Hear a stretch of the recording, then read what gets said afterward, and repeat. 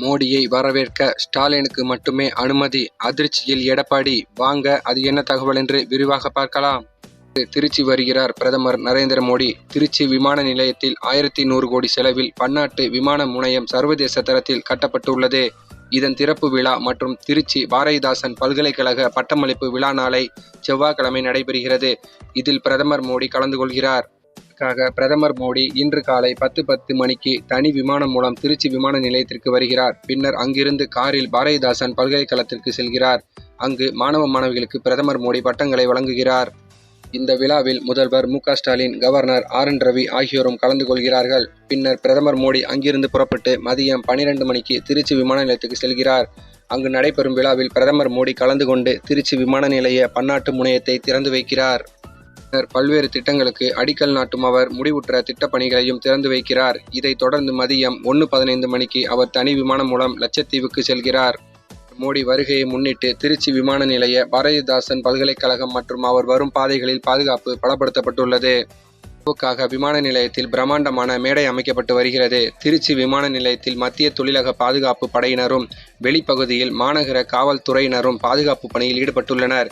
இவர்களுடன் பாதுகாப்பு பணிகளை மேற்கொள்ள பிரதமரின் சிறப்பு பாதுகாப்பு படையினரின் முதல் குழு வெள்ளிக்கிழமை இரவு திருச்சி வந்துள்ளது. இதையடுத்து வெள்ளிக்கிழமை இரவு முதல் திருச்சி விமான நிலையத்தில் 3 அடுக்கு பாதுகாப்பு அமலுக்கு வந்துள்ளது. பிரதமர் வருகையின் போது 5 அடுக்கு பாதுகாப்பு ஏற்பாடுகள் செய்யப்பட்டுள்ளன.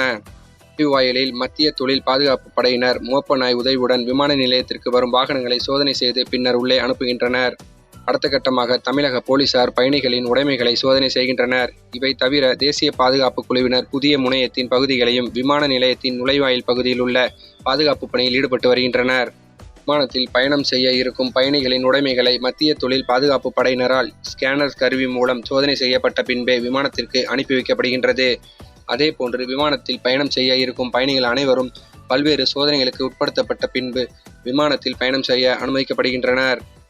பிரதமர் அலுவலகம் வெளியிட்டுள்ள செய்திக்குறிப்பில் பிரதமர் நரேந்திர மோடி தமிழ்நாடு மற்றும் லட்சத்தீவுக்கு ஜனவரி 2, 3 ஆகிய தேதிகளில் வருகை தர உள்ளார்.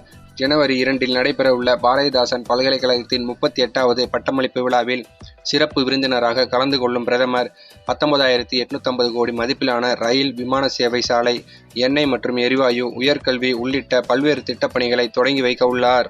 மோடி திறந்து வைக்க உள்ள திருச்சி விமான நிலையத்தின் புது கட்டிடம் ரூபாய் 1,100 கோடி மதிப்பில் உருவாகியுள்ளது. பன்னாட்டு விமான நிலையத்தின் புதிய முனையம் ஆண்டுக்கு 44 லட்சம் பயணிகள் வந்து செல்ல ஏற்ற வசதியுடன் ஒரே நேரத்தில் 3,500 பயணிகள் வரை பயன்படுத்தும் அளவுக்கும் விரிவாக்கப்பட்டுள்ளது. இந்த நிலையில்தான் பிரதமர் மோடி அவர்கள் திருச்சி வருவதை முன்னிட்டு முதலமைச்சர் ஸ்டாலின் அவர்கள் நேற்று இரவு திருச்சி சென்றிருந்தார். பிறகு இன்று காலை திருச்சி வரும் பிரதமர் மோடி அவர்களை ஸ்டாலின் வரவேற்கிறார். மேலும் பிரதமர் மோடி அவர்களை வரவேற்பதற்கு தற்போதுள்ள சூழ்நிலையில் ஸ்டாலினுக்கு மட்டுமே அனுமதி கொடுக்கப்பட்டுள்ளது. ஆனால் எதிர்க்கட்சி தலைவரான எடப்பாடி OPS அவர்களுக்கு அனுமதி மறுக்கப்பட்டது. இந்த தகவல் அதிமுகவினரை அதிர்ச்சியடைய வைத்து வருகிறது. சரி, இந்த செய்தி பற்றிய உங்கள் கருத்துக்களை மறக்காமல் கமெண்ட்ல சொல்லுங்கள். மேலும் இந்த வீடியோ உங்களுக்கு பிடிச்சிருந்தா லைக் பண்ணுங்கள், ஷேர் பண்ணுங்கள். மறக்காமல் நம்ம சேனலை சப்ஸ்கிரைப் பண்ணிக்கோங்க. தேங்க்ஸ் ஃபார் வாட்சிங்.